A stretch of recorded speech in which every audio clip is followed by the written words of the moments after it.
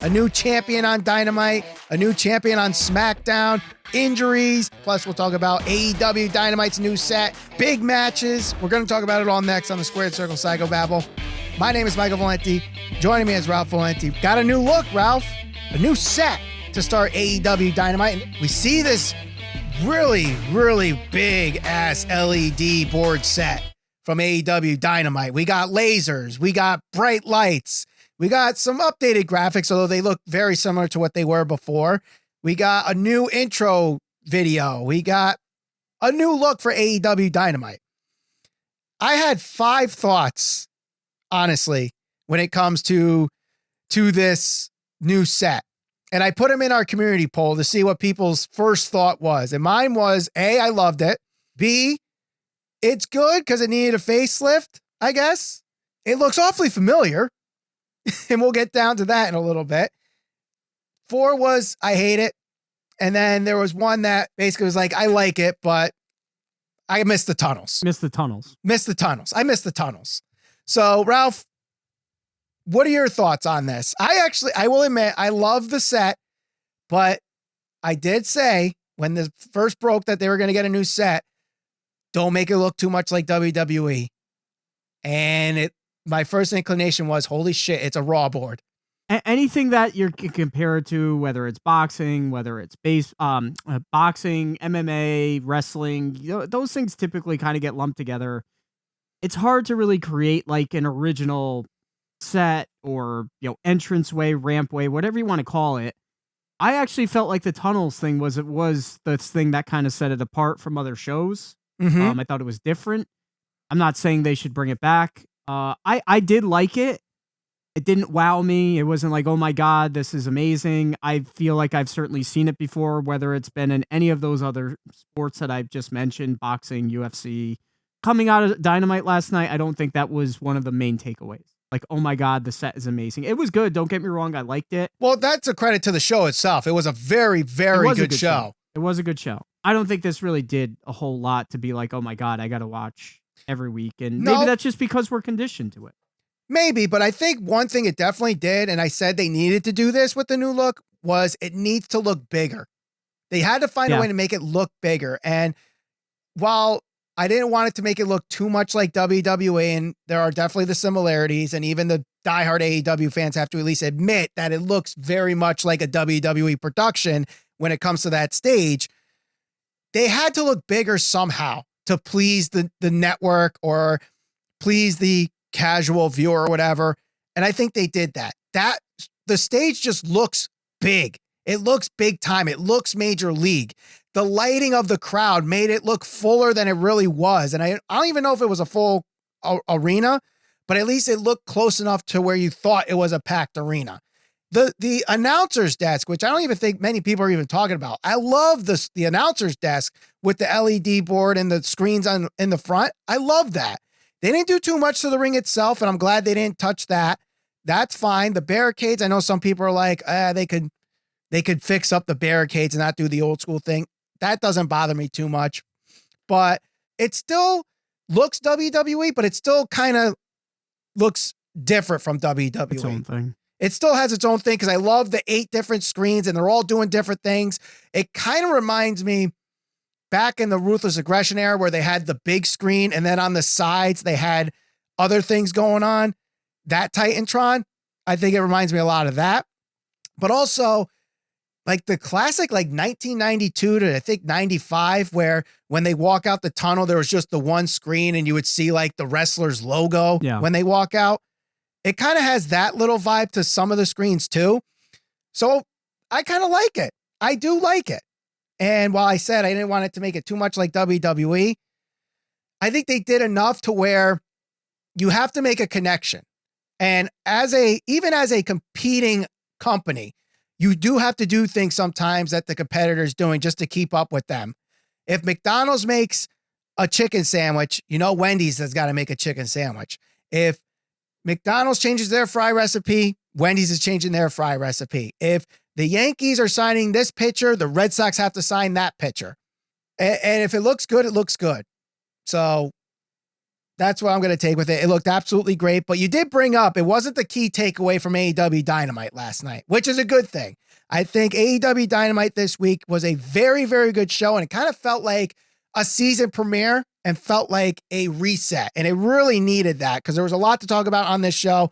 First thing we're going to talk about is the thing that closed out the show for the TNT Championship. Darby Allin pulls the upset against Samoa Joe to win the TNT Championship in his hometown of Seattle. I mean, the crowd was behind Darby from the beginning, obviously being from Seattle, but this is a guy that people considered one of the four pillars of AEW. Were always behind him. Probably the most over, maybe outside of MJF, of the four pillars. And then he kind of fell by the wayside for a little bit. Got this little redemption story going, and this was the culmination of it. Winning that TNT Championship back. We got the closing moment of him getting hugged by Sting. Loved this. Loved the moment. Loved the match. Now the question is Darby Allin going to make the TNT Championship relevant again? Because it's been a while since that kind of had some focus. Basically, I would say since Mero had the title, I would say. Yeah, and he was really one of the guys that helped establish this title. You know, I've said this for a while now. I felt like Darby had a much bigger role week in, week out. The first maybe year or two of AEW. I mean, for God's sake, when CM Punk came back, that was the guy that he challenged. He literally came out and he was like, "You're the guy I want to face." I feel like he's been put on the back burner. He hasn't been a focal point. The TNT title, he helped establish that. Him and Cody, they feuded back and forth for that. You know, a two-time champion now. I loved the match. I thought the match was very good. I don't pay attention to Rampage nearly as much. I mean, live. I'll watch it back, but I don't go out of my way to watch it live like I will watch Dynamite live every week. Now, I will say this. Sting's promo that he cut, very good. So anybody who missed out on that, that was a good kind of tie into this to kind of get everybody hyped going into the match. Everything related to Darby, I love. Like that he won the title. Hopefully this helps establish the title, get it back on track. The one thing that's obviously disappointing in this whole thing, the title's kind of been bounced around. It hasn't really meant a whole lot. And, you know, even going back to Wardlow again, and I say this all the time, as over as he was winning that title, I think a lot of people, including myself, felt like this is going to be Wardlow's opportunity to really be one of the top guys or cement himself as the top guys, reestablish that title. He came out 1 week on Dynamite. He cut a really passionate promo. He never got back on track. Samoa Joe held it for maybe a month? Maybe? I could be wrong 2 on months. Because he won it at Full Gear, so it was the first or second week in November, and it's the first week of January, so like 2 months. Yeah. You know, I think the thing that's going to be interesting is Darby is, of course, the underdog. He's a smaller guy. He takes some crazy bumps. He gets thrown around quite a bit. Is he going to have a lengthy title run to truly establish this? Who is he going to feud with kind of going forward? I just hope that this title and Darby get put back on the right track. Because I felt like both of them have been put on the back burner for long enough now. Yes, I totally agree. And I mean, we'll see where it goes, because right now I would assume Samoa Joe is just going to go to do Ring of Honor programming at this point, if they're going to be on Honor Club, and I'm sure that's starting off soon.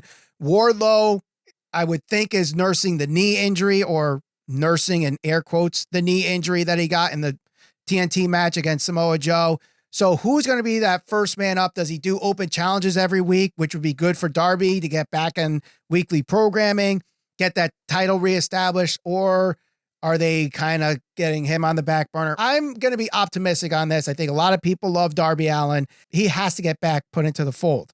But let's talk about the other big championship match here, the AEW World Championship, Ralph, that looks like it's announced but can't be confirmed yet, because Bryan Danielson claims he's the number one contender and should challenge MJF for the AEW World Championship. MJF is like, no, this is the company where wins and losses matter. Tony Khan said you have to win every single week from now until February 8th to get your number one contendership and your match. Bryan Danielson says, I'll do it, but you got to let me pick the stipulation of the match. And he says, if I do this, MJF, we're going in a 60-minute Iron Man match. So for anybody who complains AEW pay-per-views are too long, Tony Khan saw that bet and raised you a 60-minute Iron Man match for MJF and Bryan Danielson. Do you actually see this coming to fruition where Daniel Bryan runs the table, or does MJF do something to get out of this Iron Man match? I think he runs the table because I don't know who else they'd supplement in his place on this short of note. I mean, you could technically do Mox, you could do Hangman. Well, you don't necessarily have to do anybody Punk, else. I don't know. You don't have to do anybody else, but you could find a way for MJF to get Bryan Danielson to lose, but Danielson still gets the match because Tony Khan says, no. You don't force him to lose and then not get the match. So it'll be a match. It just won't be an Iron Man match. I mean, I can't picture MJF and Bryan Danielson in a 60-man Iron Man match. Not because they can't wrestle, because they can, but I mean, this would really be a test for MJF if he could go 60 minutes. We already know Danielson could do it because Danielson did it a year ago with Hangman Page. Well, first of all, let me go back to the segment itself. That was the aspect of the segment that I didn't like, because I felt like they could have talked about him running the table, letting him pick the stipulation without actually announcing that it was going to be an Iron Man match. I would have saved that announcement until we got closer to him actually, realizing that he was going to do it or doing it and getting closer to the pay-per-view. I felt like again, I don't remember the exact segment, but I feel like we had this conversation not too long ago where they took like what could have been a month worth of stuff that could have happened and just packed it all into one 10-minute segment where it was like, it was long. I want a match with you. It was long. And I felt like it was, I remember sitting there watching it and saying to myself, my God, this is like a long segment. And it's like, they keep going back and forth with, it started with the mom jokes. And then it started with, okay, well, I'm not going to give you a match. Well, I will give you a match, but you got to do this and you got to do that. Okay, I will do this. And then it's like, well, you got to let me pick the stipulation. He's like, oh, you're not going to do that. And then he picks the stipulation. He's like, all right, fine. Well, it's just like, how do we get all the way from you're not getting a match to you're getting the stipulation? I don't know. I felt like they took a lot and crammed it all into one thing, and it wasn't bad, but it was just like, why? You have so much time in between to tell this story.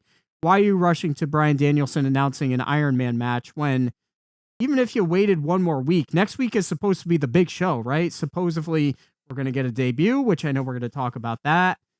Kenny Omega is going to be back, all that type of stuff. So I don't know. That was my prediction that next week is going to be a big show because, we have what's supposed to be Saraya's partner being revealed, but it seems like that already happened because Saraya has picked Toni Storm as the partner for next week in the tag team match against Britt Baker and Jamie Hayter. Now she does this in a backstage interview with Renee Paquette.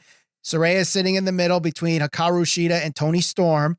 So Saraya says that she's sitting next to the best wrestler in the world, goes to Toni Storm, says, you're my partner. And they are like, oh my God, I can't believe it. Thank you. All that stuff. And Hikaru Shida is on the other side like, are you kidding me? What the hell? I'm right here. So do we think this is coming through as preventive booking to let people know, hey, it's definitely not Mercedes Moné or Sasha Banks, or is this a red herring?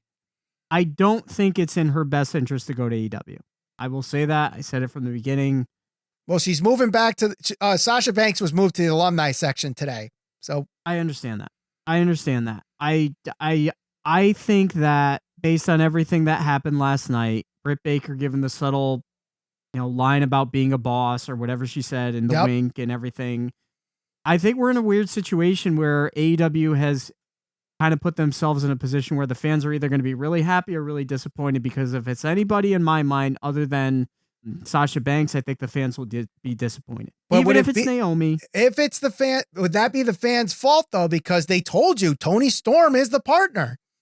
It's not necessarily the fans' fault, but I would fault AEW for not.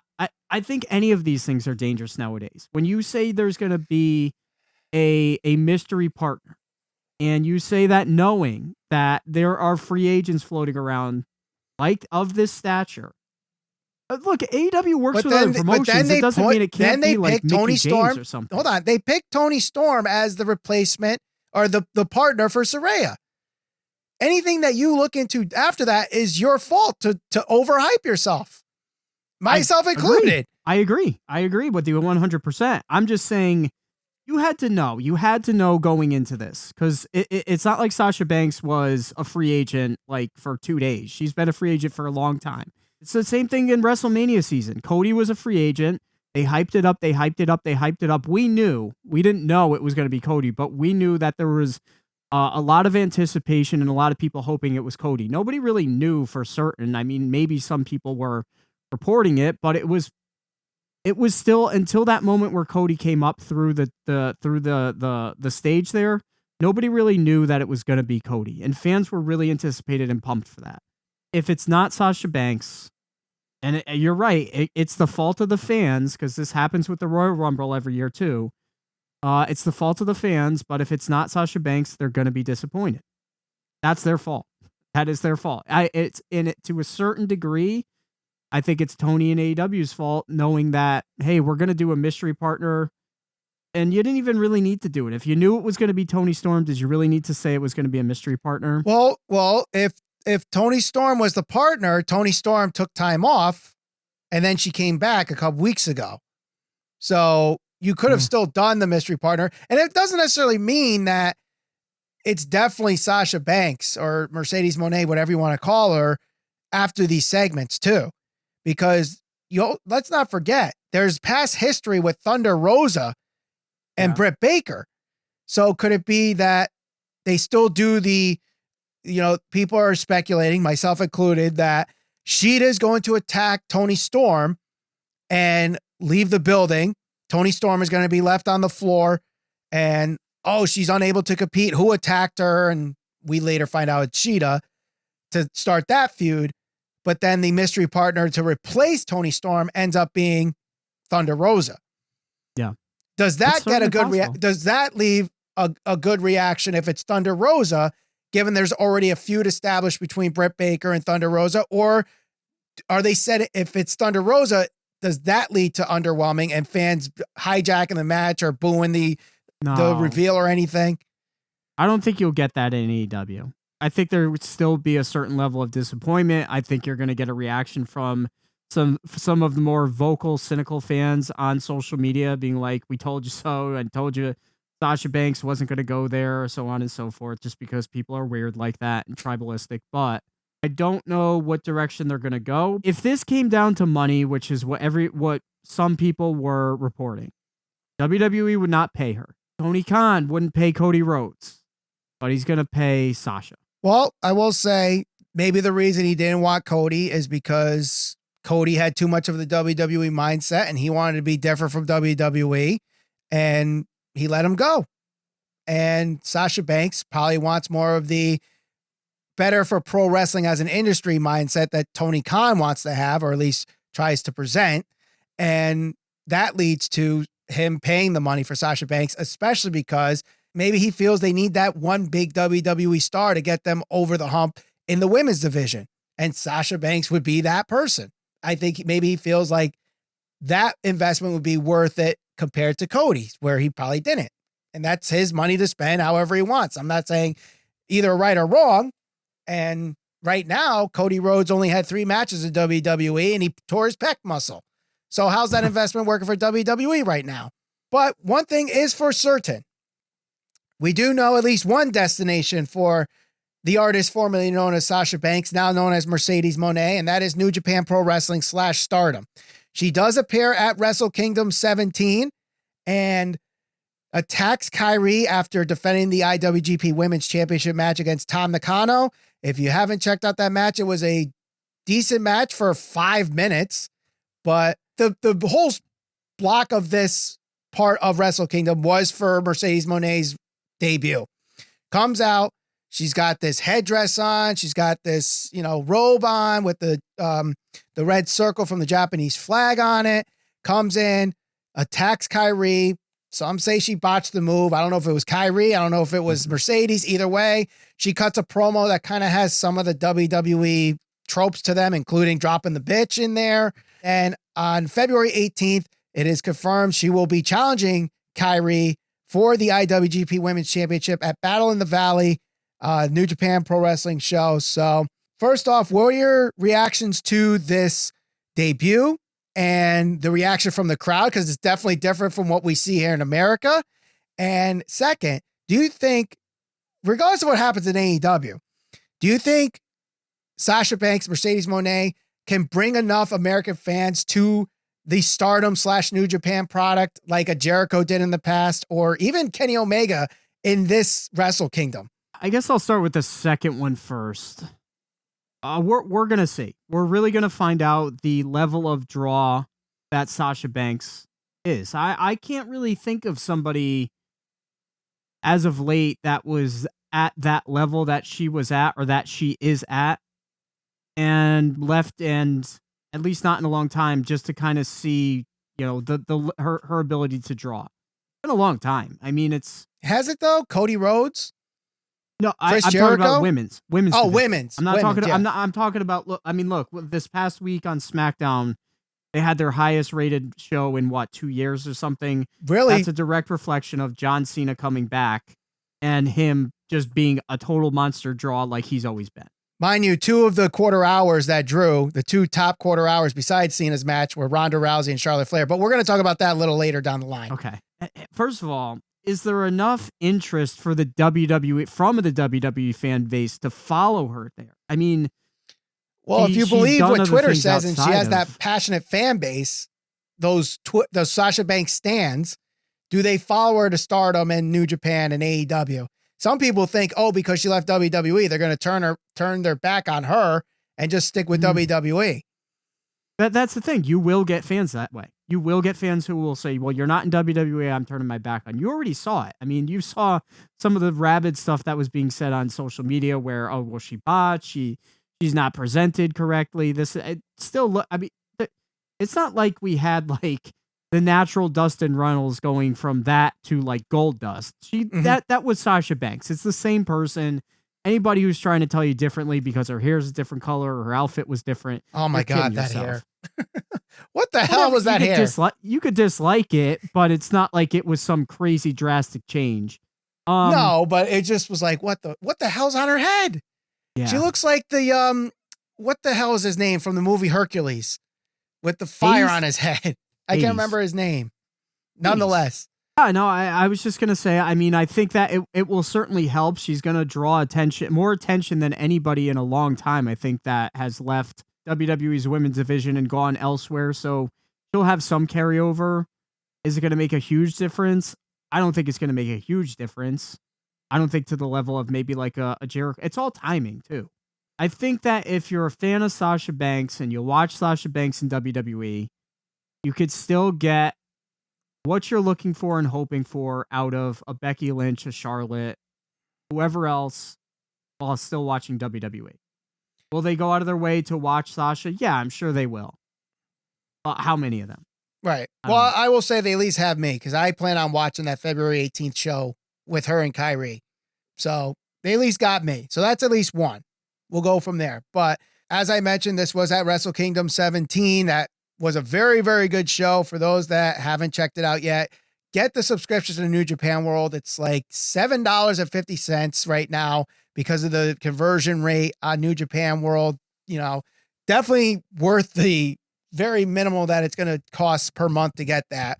But you had some really good matches on this show. Okada versus Jay White in the main event. You had Carl Anderson dropping the never open weight title to Tama Tonga. That was a decent match. FTR dropped the titles to Bushiman, Hiroki Goto, and Yoshihashi. That was a very good tag match.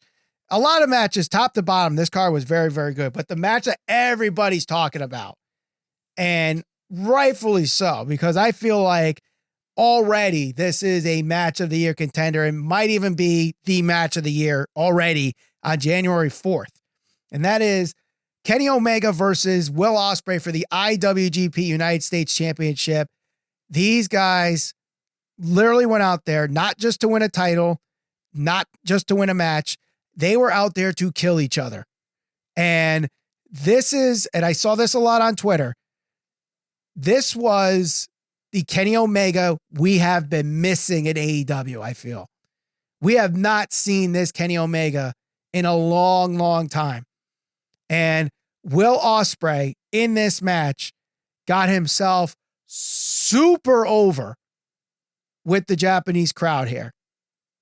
Really over. They wanted him to win this match so bad, even though I think going into it, Kenny was the face and Ospreay was the heel. And then that promo at the press conference the night before, Ospreay just, I don't know if it was a shoot, work shoot, whatever. That was a very passionate, hell of a promo. And then they deliver this match. Ospreay's bloodied up, giving hidden blades to the face of Kenny Omega, causing black eyes. I mean, these guys were battered and bruised. The match, I think, went easily 30 plus minutes. Didn't feel like it. It didn't, but it was a hell of a match. I mean, last year when I saw Sheamus and Gunther, I was like, yes, this is my match of the year. I don't care what match is left on the calendar year. It beat everything beforehand. That's my match of the year. I felt like after watching this, I don't know if there's going to be a match that tops this. I think this is the match of the year, and we're only 4 days in. It's hard to say because I feel like what we've been seeing from Kenny Omega, especially coming back from the injury and having to work the trios style match that you're going to get anytime in AEW where it's very fast paced. This was very different. This was more traditional Kenny Omega that you're used to seeing in New Japan Pro Wrestling. There was a lot of big moves. Yes, there was some of that spot stuff, but it was done in a way where, look, there's a big spot. They go through their motions. There's some transitions, but they let it breathe. Kenny hits a high impact knee. He's down. He kicks out at 2. They let it breathe. The crowd resets. And that's the thing too, like, especially for a guy like Will Ospreay to go out there and have a match like this with the reputation that, you know, and it's probably not even a fair reputation, but some of the more casual fans will just kind of blurt out, oh, well, he's a spot monkey or he only does high spots. Go watch this match. That was not what this was. This was hard hitting. There was blood. There was black eyes. There was bruising, elbowing each other, kneeing each other in the face. Great spots. Nothing crazy. I mean, well, I shouldn't say nothing crazy, but it wasn't like they went out of their way to do anything overtly crazy to get the fans to go nuts or anything over. I thought this match was very good. Very good. It started, and it even started out with some chain wrestling, basic stuff, headlocks, reversals, things like that you'd see in more of a traditional match that, you know, I don't think you're going to get from Kenny on a weekly basis in AEW just because it's not the style that a lot of them work. So it was refreshing to see him kind of go back to the roots. The thing that made him the best bout machine when he was working with Okada, seeing him go out there and have a match like that, that was the Kenny Omega that got me into New Japan Pro Wrestling. And I'm happy I went out of my way to watch the match. Yeah, I agree. And I think also we have to point out too that Ospreay went back as the aerial assassin for this match. He came out in his aerial assassin robe. He came out to the aerial assassin music.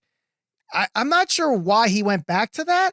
Maybe because he was the aerial assassin against Kota Ibushi, and that was maybe the tie-in, because there were mentions of Kota Ibushi in that promo, you know, with the whole best friend thing. And for those that haven't seen the promo, definitely check it out.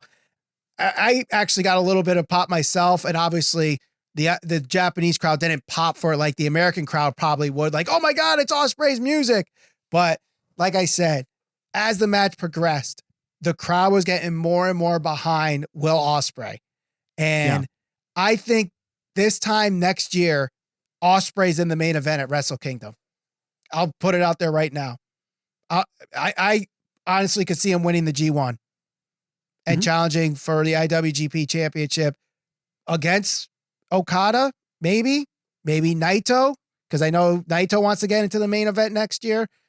Who knows? But I'm excited to see what happens, and I definitely want to see a rematch. Does that happen on U.S. soil on an AEW show for the IWGP United States Championship at Forbidden Door? Ospreay versus Omega 2. It's definitely possible. I hope it happens. I hope it happens. But I mean, if you have not seen that match, go pay the $7.50 for the month on New Japan World and get it. So, but you know, the guy that often gets merged with both Kenny Omega and Will Ospreay as best in the world is Seth Rollins. Usually those three are talked about as the best in-ring wrestlers in the world. And Seth Rollins was in the main event this week on Raw for the WWE United States Championship, which he actually lost to Austin Theory in a very good match. But unfortunately, in the process, seems to have injured his knee. And you could see it during the match. He was favoring the knee. Maybe he was selling something. After the show, in the audience, I took video of him collapsing on his knee. And then he tweeted out, what is it? Redesign, reclaim, rebuild? Reclaim, something yeah, like whatever. That. The same thing that he said when he came back from his torn ACL injury. So is this him confirming that it is, in fact, a big injury on his knee? And what does this mean for Raw? And what does this mean for WrestleMania? One of two things. He's really hurt. And which would really be unfortunate because if it's a knee, an ACL, an MCL, PCL, whatever the case is, probably a good chance he misses a Rumble, probably a good chance he misses WrestleMania, which would suck, especially considering everything that's in motion. Cody's probably coming back in time for WrestleMania. There's talks of him potentially feuding with him again. He's probably right there as a favorite potentially to dethrone Roman. I would guess. He's got to be up there in consideration. Yep. So that's option one. Option two is they're like, look, Austin Theory's doing his thing. Take some time off. You're going to be a surprise entrant in the Rumble. We're going to say that you're hurt. This is going to be a work. Cody comes back in the Rumble. Seth comes back as the last entrant. He tosses Cody out and they continue their feud or something like that. I don't know. That could work. I'm hoping he's not hurt. That would really suck, especially considering he's been doing so good. Probably some of his best work in a really, really, really long time. And it would suck to have him out going into WrestleMania season.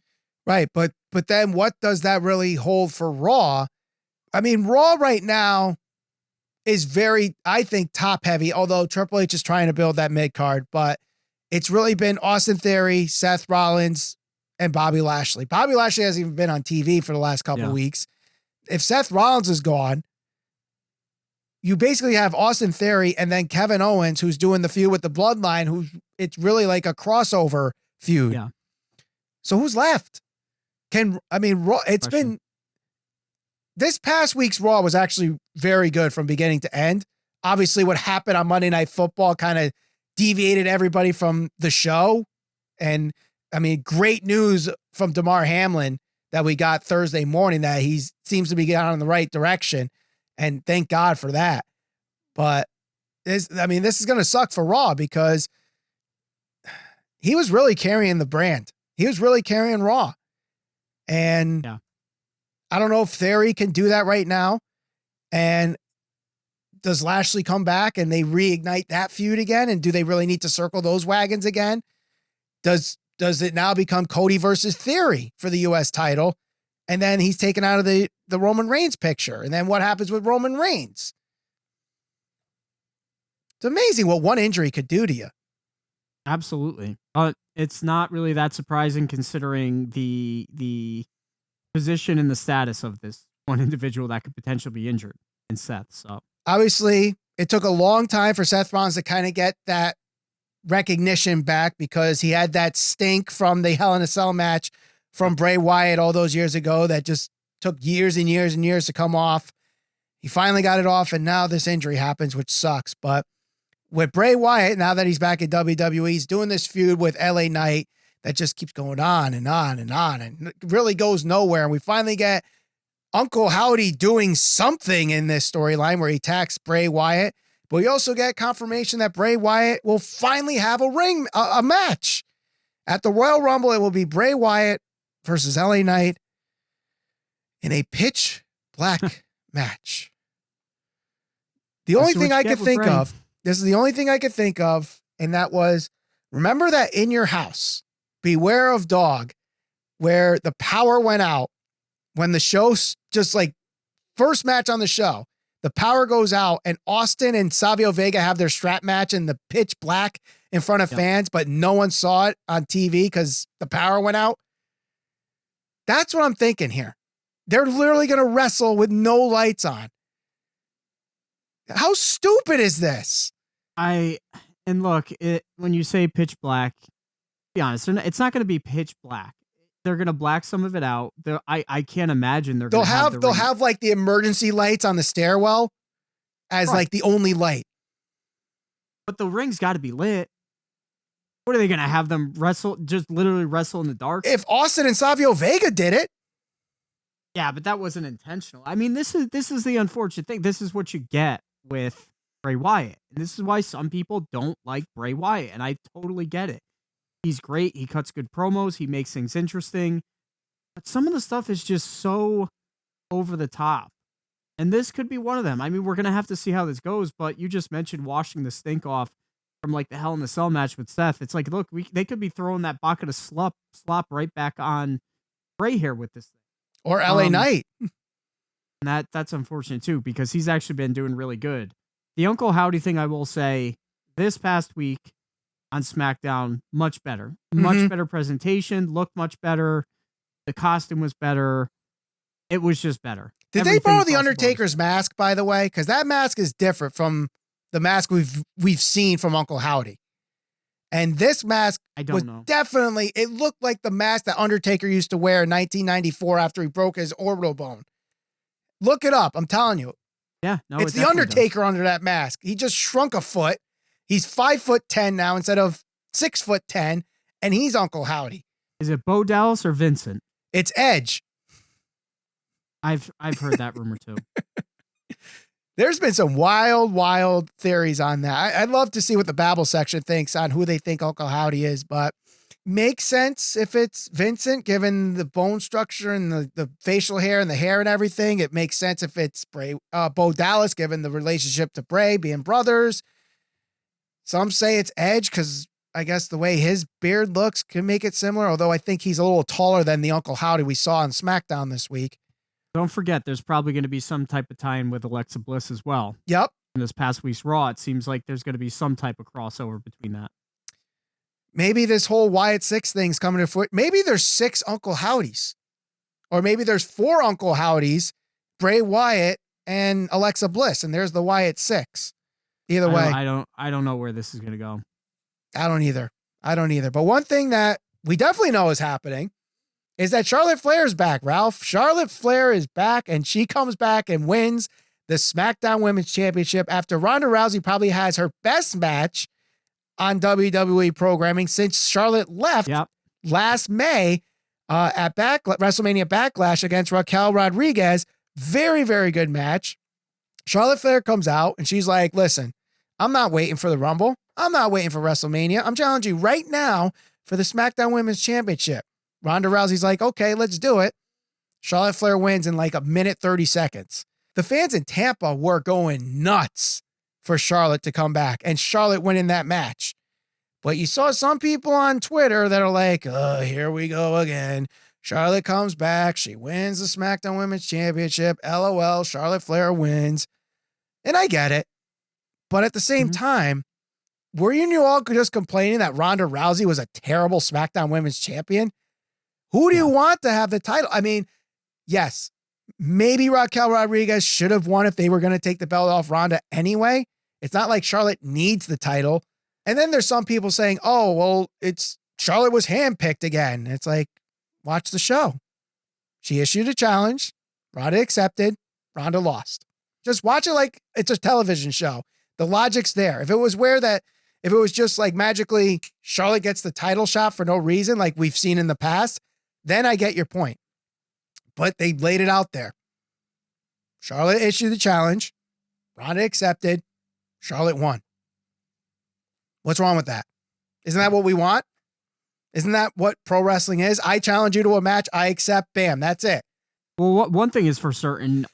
So many people wanted the title off of Ronda Rousey. I mean, there were people that were begging for this. She has not been good in a very long time. Now, this was definitely her best match in a really long time. But people did not want the title on her. So if you're WWE, and there's a number of different things, and the one thing I know is this. The negative reception that it got because it was Charlotte and because she won a title and because she won a championship and all those types of things. Whenever you challenge those people and you say, okay, well, what would you have done? Who should they have put the title on? Look at SmackDown. Look at their roster. What would you have done It's not good. going into WrestleMania season? And most of them they don't have much to say. They know Ronda Rousey's the champion. They know they don't want Ronda as the champion, but they don't know who to offer up as the person that should beat her. So let's look at this if you're WWE. Big Show, Cena's there, trying to make a statement. You know it's going to draw a good number, which it did. It's already been reported. They're trying to make a statement knowing that, one, Sasha Banks is already going to New Japan Pro Wrestling. That's going to get a lot of attention. They already know that there's maybe a good chance, there's a chance that she's going to go to AEW, which is also going to get attention. So how do you try to position yourself in a way where you can try to draw some of that attention away from the shine that Sasha's going to get, or away from the attention that AEW is going to get? You have Sasha come back, you have her win the title on a Big Show in some type of crazy fashion like that. It got a good reception from the fans that were there live. For the most part, I think I saw something crazy like it got over 2 million views on YouTube.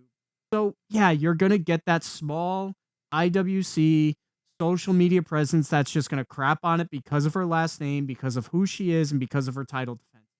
What you won't get is them offering anything else.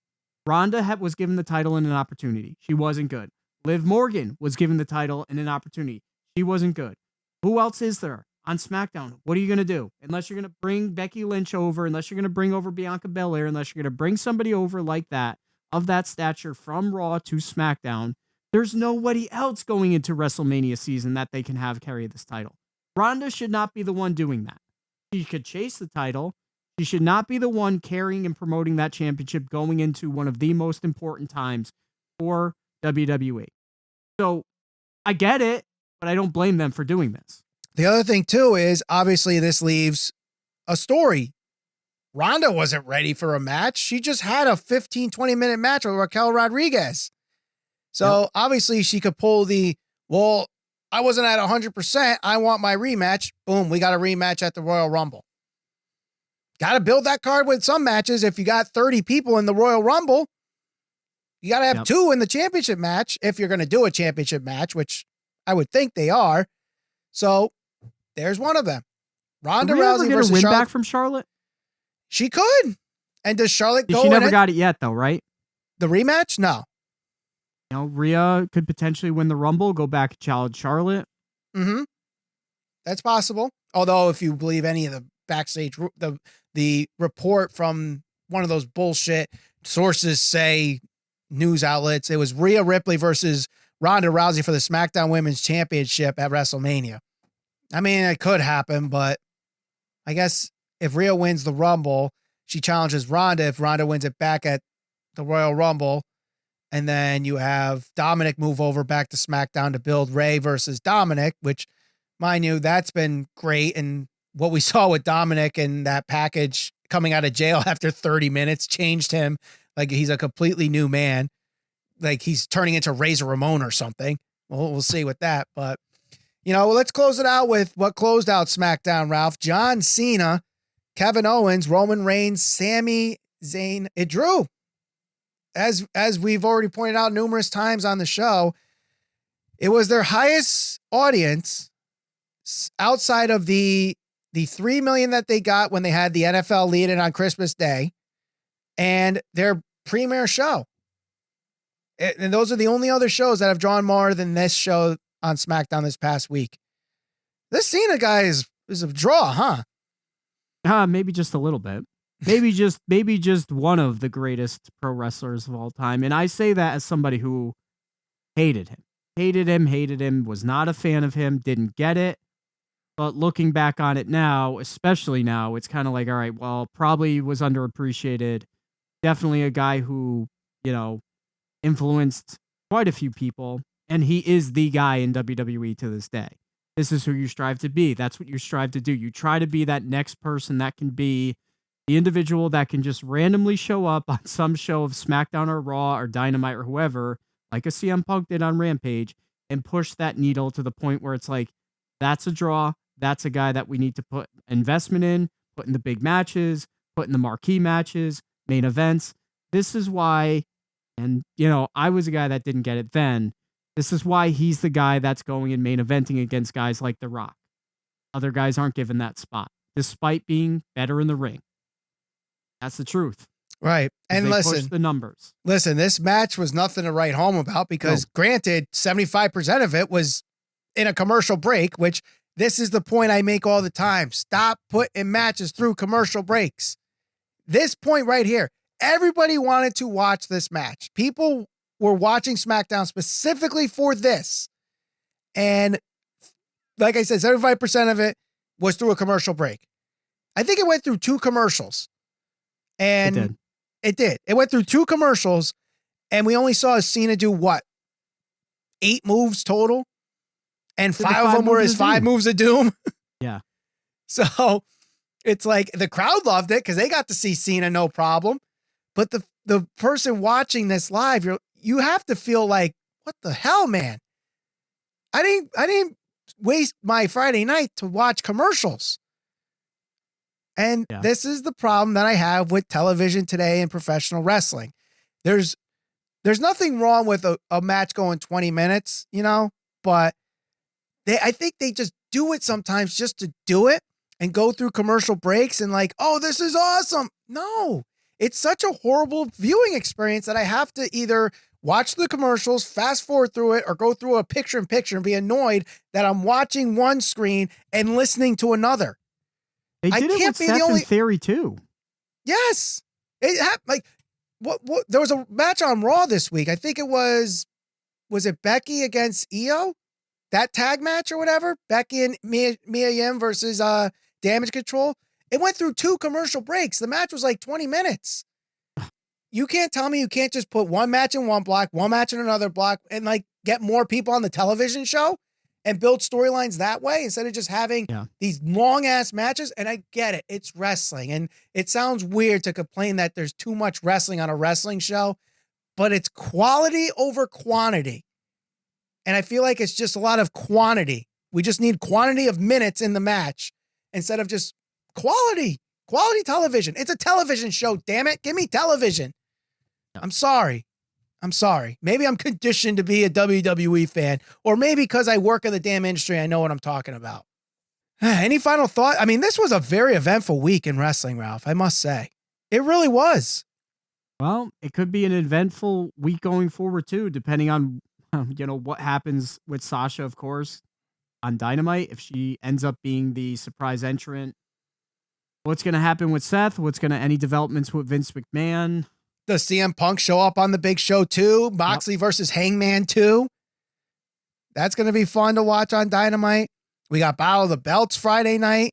We got, what happens with the road to Royal Rumble. We got on SmackDown, Ricochet versus Top Dollar. I saw this tweet. I found it funny. I don't know if you saw this, but someone said that Top Dollar should be the favorite to win the Royal Rumble because he can't get over the top rope. That is a very good point. Very valid point. Oh, that would be funny. But all right, let us know in the Babble section what you guys think of this very eventful week in pro wrestling, which almost went to only talking about stuff in the ring except for Vince McMahon. Let us know on Twitter at SCPB Podcast. Let us know on Instagram at SCPB Podcast. And of course, if you want to get this episode unedited, ad-free, join SCPB Plus. Click join in the video, under the video here, and we'll see you on the next episode of the Squared Circle Cycle Babble.